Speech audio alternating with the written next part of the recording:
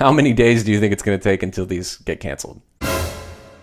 You sure? You sure you're gonna make some movies again? Hey everybody, welcome back to Han Talks First. I am Han, and this is the podcast you're looking for. It's Star Wars weekend over in London 2023. All the announcements, all the good stuff that's going on. Well, we're gonna be covering it right here on the channel and podcast, so stick around and check out tons of great content coming out real soon. And on this video today, we're just gonna talk about the movies that were announced earlier this morning, or yesterday for those of you in London. One, I predicted right here on the show over a year ago. Another one, we kind of figured were going to happen. And then a third one that totally took me by surprise. Will we actually get those movies? Will they ever actually go into production? How many days do we have to wait until they say, we fired the director? By my calculations, we have approximately 48 hours to talk about it until it is canceled. I can't wait to break all this down for you. So let's get into it.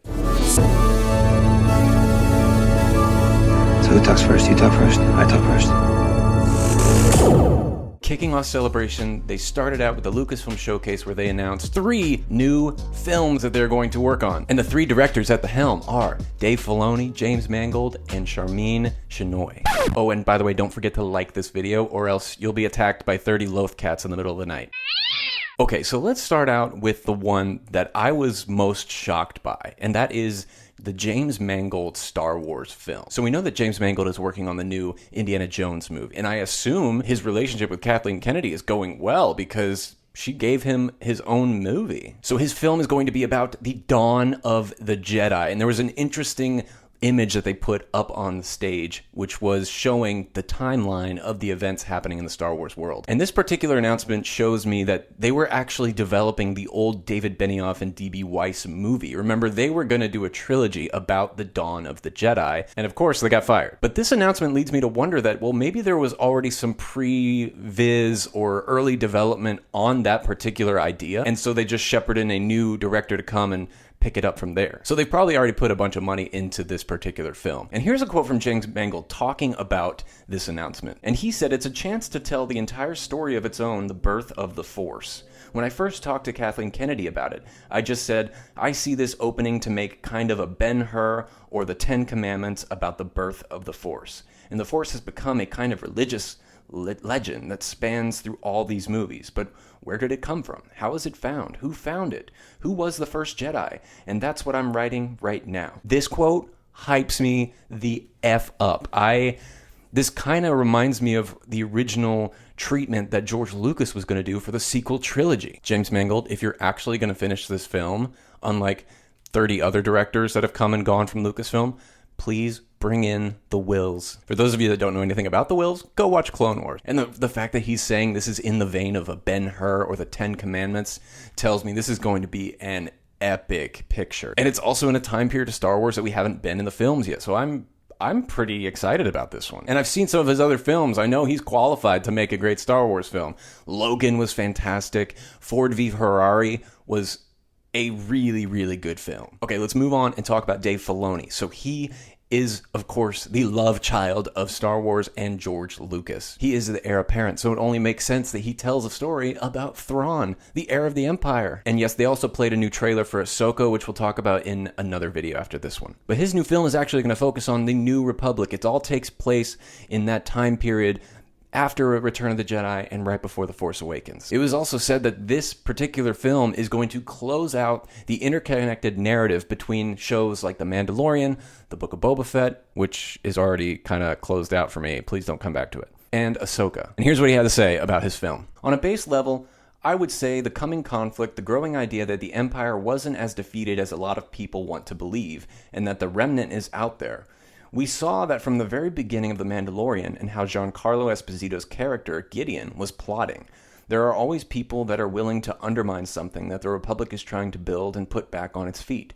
I grew up with a lot of stories in the expanded universe that were exploring what happened after Return of the Jedi. There has been this, for fans, idea that there was a new republic and a remnant empire that were in conflict persistent after Return of the Jedi. Even though the heroes won and were more in control, what did that control look like? And since The Force Awakens is 30 years out from Return of the Jedi, we have room to tell another story. That's what I am focusing on into this time period. Look, I think Dave Filoni is a wonderful creator and a great Star Wars storyteller, But let's face the fact that no one really wants to talk about here is that he is not a very experienced live-action director. And yes, you might like some of his contributions to The Mandalorian, and I'm sure Ahsoka is going to be really great too, but a film is a completely different type of medium. Film is a much bigger responsibility than a TV show. I mean, not only the fact that you have a bigger budget to play with, but you also have to be the mediator between all the departments at one time, which yes, he has experience with on The Mandalorian, but all the TV shows he's worked on has been a producer's medium. It always has been, especially in editorial. And when you're going in to direct a live-action film, a feature-length film, that is a director's medium. I think maybe he can do it. We got to give him hope. Let's see what Ahsoka looks like and then take it from there. But I'm excited about this. I kind of figured Dave Filoni would get a film at some point. I mean, he's been working his way towards that. It's what he wants to do. What is most interesting to me is this is going to close out The Mandalorian. Yes, all the other shows too, but The Mandalorian is going to have a definite ending. I figure Din will probably die in the movie, and we'll have Grogu there as well. We're going to talk about Grogu in just a second, too, so hang on to that idea. But also, it was interesting because there was no mention of Mandalorian Season 4 at Star Wars Celebration. Favreau, a couple weeks ago, said that he's already written it, but when is it actually going to be shot? When should we expect it?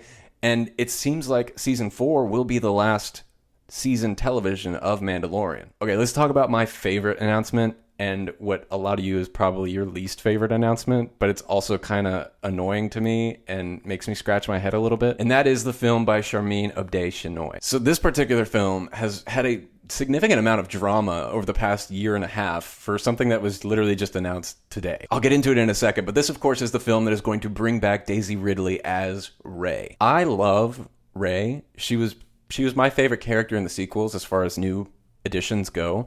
I loved it. I think she's a fantastic actress, and we're finally going to get to explore what happens to her after the events of The Rise of Skywalker, particularly 15 years after. Apparently, she's building a new Jedi Order, and there is another rumor that I'm surprised they didn't add to the announcement, but Grogu, a teenage Grogu, or young adult Grogu, will be featured in this movie, training alongside Rey. I literally have nothing to back that up with. I don't have articles to present facts to, but that's just something I've heard throughout the industry. So the thing that puzzles me and makes me a little bit recalcitrant to this new film idea is that it's already had a lot of drama. So obviously just a couple weeks ago, like 2 or 3 weeks ago, it was announced that Stephen Knight is going to be writing this film. Stephen Knight, great writer, has done a lot of TV, not so much in films, but I haven't seen some of his stuff. Peaky Blinders is a big one. People say it's fantastic television. Maybe I'll have to check it out. But literally a few weeks, maybe 1 month before he was announced to be writing it, it was announced that Damon Lindelof was actually going to be writing this film. And he was at South by Southwest Film Festival talking about it. Someone asked him a question, and he was like, well, I don't know if I'm actually going to do it. You know,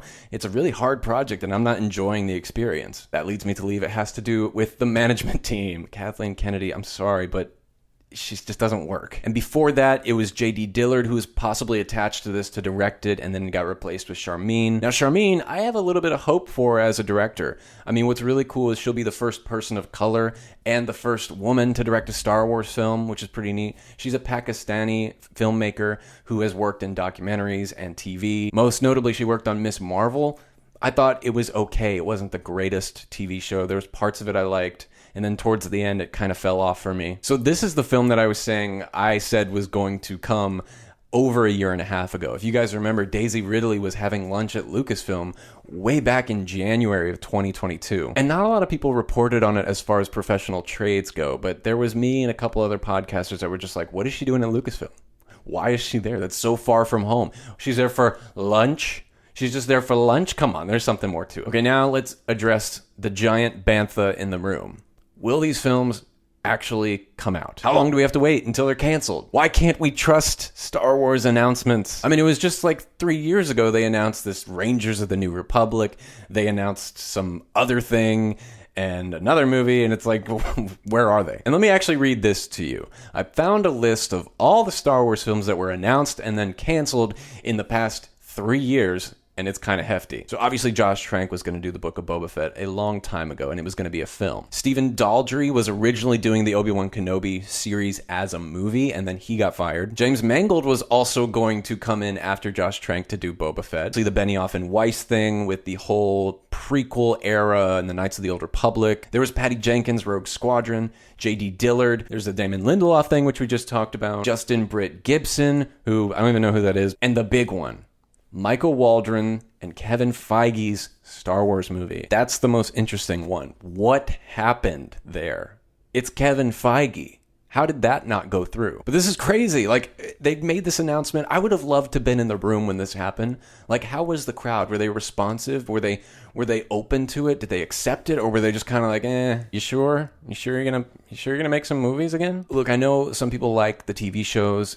I like half of them. They're okay. It could be better, I think. But Star Wars needs to make films in order to survive, I believe. I mean, on one hand, they make no money from Disney Plus shows. No money at all. And on the other hand, there's something really special about the film and going to the theater with a bunch of other Star Wars fans and experiencing that together, cheering, gasping, awing, I miss that. Anyway, what do you guys think? Do you think these movies will actually come out? I'm a little scared that they won't, and I'm kind of waiting a couple days, just getting my computer ready so I can make another video about how they're canceled. Real quick, jump down in the comments and tell me how many days you think it's gonna be until they announce one of these films is canceled. Stick around later today and tomorrow and the next day because I'm covering everything going on at Star Wars Celebration. Like the video, subscribe, and somehow, some way, somewhere this week, may the Force be with you.